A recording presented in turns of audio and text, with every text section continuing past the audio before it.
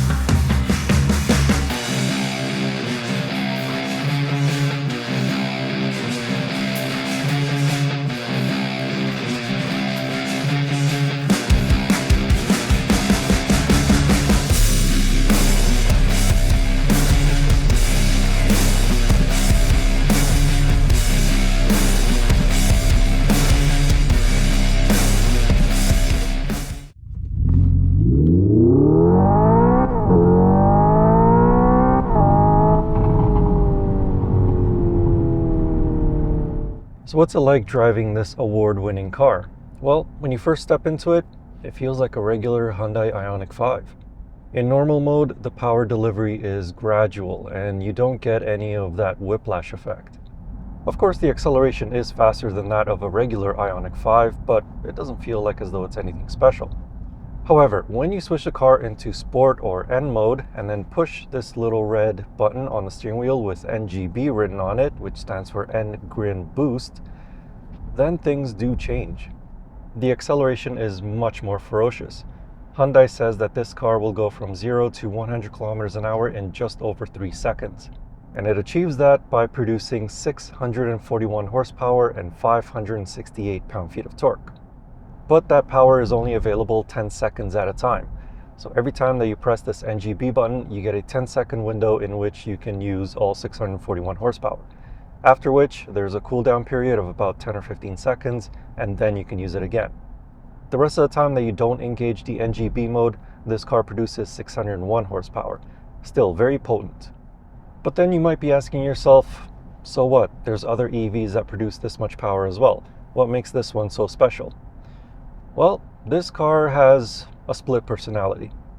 You can drive it like a regular EV, or at the push of a button, you can turn the engine on. Well, you can turn the engine on. Of course, it doesn't actually have an internal combustion engine, but it does replicate the sound and the effects of an internal combustion engine. With the fake engine, this car really can fool someone into thinking that it actually has an engine, because it makes all the right noises, it replicates an 8-speed dual-clutch transmission perfectly, and even if you take the RPMs right up to the red line and don't upshift, then it will cut off power just like it would in a real internal combustion powered vehicle. Of course, if you find yourself on a racetrack, this mode will make the car slower than if you just left it in a regular EV mode.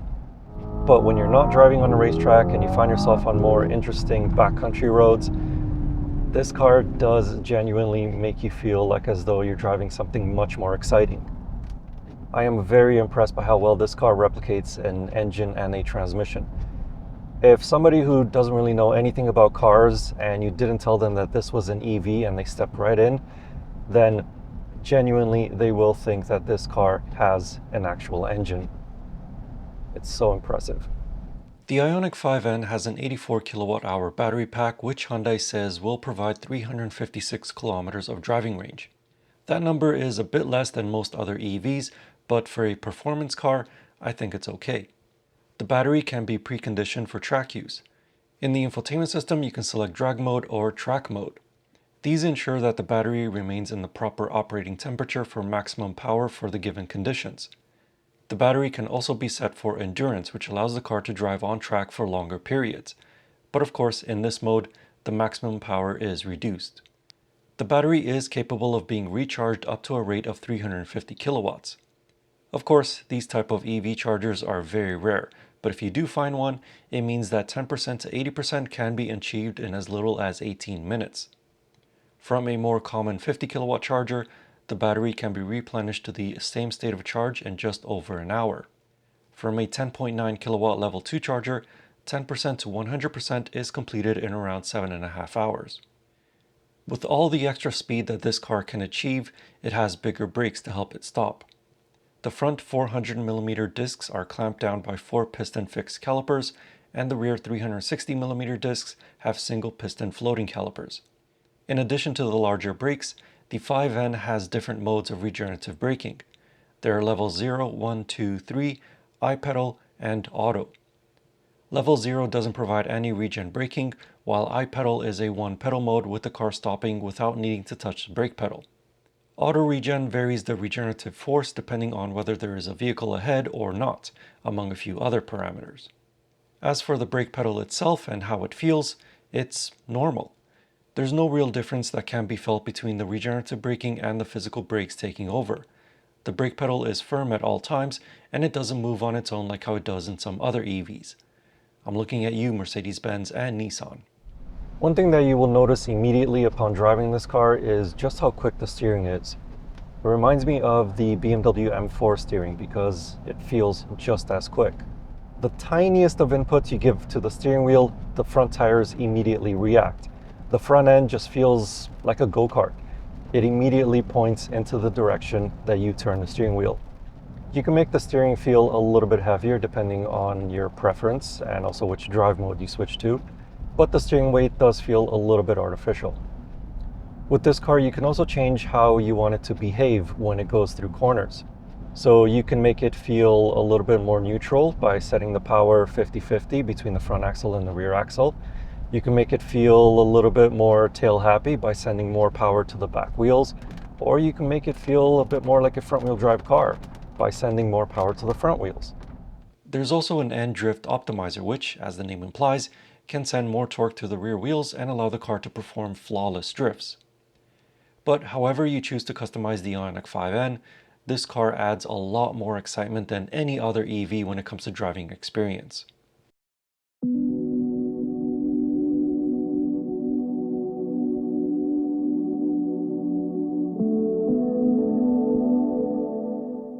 With the standard equipped adaptive dampers, the Ioniq 5N has a comfortable ride over most city streets.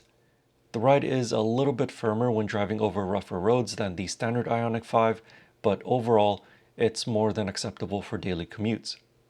With the dampers in N mode, the ride is very jarring and almost as though it's a race car. The 5N also receives sport bucket seats that are divine. They may look uncomfortable upon first glance, but they are far from it. Not only do the front seats keep you planted in them through fast corners, but they also have just the right amount of padding. Sadly, they are not power operated, but they do have a pretty cool illuminated N logo. For my above average height of 6'4", there is ample space in the front. The bucket seats are height adjustable, so shorter individuals should not have a problem seeing over the hood. Visibility around the car is equally good, and the Ioniq 5N receives a rear wiper. I believe that for the 2025 model year, the standard Ioniq 5 will also receive it. In the back seats, the 5N has a completely flat floor with air vents located in the B-pillars. Space is great for taller individuals with plenty of leg space and headroom. However, if the front seat is at its lowest position, there's almost no space for your feet under it. The backrests have a few different recline angles, the seats can slide forwards or backwards, and there are manual sunshades. Behind the seats, the 2025 Ioniq 5N has 740 liters of cargo space. With the rear seats folded, that number increases to 1,680 liters. There is a small storage compartment under the floor for the charging cable and a tire repair kit, but no spare wheel. Also, the Ioniq 5N does away with the small storage space underneath the hood. As for cabin noises, the 5N can be as quiet as a traditional EV or it can be as loud as the Hyundai Elantra N, at least from the inside. When the car is being driven like a normal EV, the motors are silent, there's almost no wind noise on highways, but there is a noticeable amount of road noise from the tires. When the NE shift is activated and the N Active Sound Plus is enabled, the car sounds very similar to the Hyundai Elantra N. It's not a perfect replication, but rather a synthesized version of the same crackles, pops, and bangs at higher RPMs.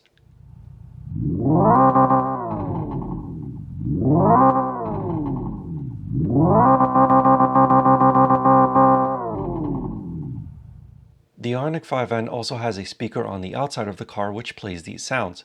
However, it is very, very quiet, almost impossible to hear when on the move.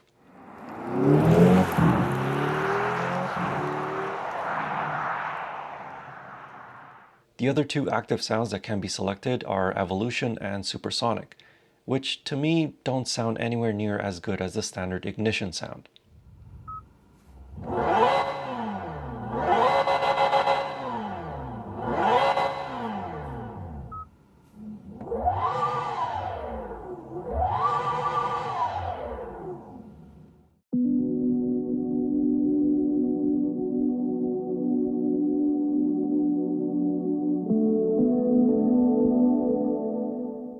With the 2025 Hyundai Ioniq 5N being a top-tier car, it comes loaded with almost every convenience feature that is in the Hyundai catalog. It has heated and ventilated front seats, heated rear seats, a heated steering wheel, dual-zone automatic climate control. The car also comes equipped with a heat pump and battery preconditioning. There's an 8-speaker Bose audio system, built-in navigation system, wireless phone charging, wireless Apple CarPlay and wireless Android Auto connectivity, power liftgate, a head-up display, and plenty of USB charging ports throughout the car. One convenience feature that left me frustrated were the front rain-sensing wipers. For some reason, Hyundai can't get them to work properly, whether it's on this car or another one of their cars. These wipers hardly ever wipe when it rains heavily, but then they go at full speed when there's a light drizzle. Hyundai should make an option in the infotainment system to change between rain sensing and regular intermittent wipers like how Mazda has. So it is still raining outside and this camera is not waterproof. So I'll just finish the review in here. Hope you don't mind. Anyway, the Ioniq 5N. From the performance that this car delivers to the everyday usability, Hyundai made a fabulous EV, one that really is deserving of all of the accolades that this car received over the past year. The only thing that may put some people off is the price of this car. It starts at just over $78,000 Canadian, and that price is before any sort of taxes, dealership markups, or government rebates, if it's even eligible for those. So paying that much money for a car with a Hyundai badge on it, again, may not go well with some people. But keep in mind, Hyundai has come a very long way even in the last 2 decades. Plus, look at it this way. What other EV can you get with this much power and this much everyday usability for this price? The only car that comes close in my mind is perhaps the Tesla Model Y. But while that car is quick in a straight line, it doesn't offer the same driving enjoyment as this car does. So overall, the Ioniq 5N, fabulous EV. Perhaps even my car of the year. I don't know. You just have to wait and see my year-in review video at the end of 2024. In the meanwhile, if you would like to know more about this 2025 Hyundai Ioniq 5N, I have a more detailed written review of it over on my website. You can find that link in the video description or click on the pop-up banner right up there. And as always, I will see you in the next car or truck or most likely another SUV. Anyway, thank you for watching. Hope you enjoyed the video and see you in the next one.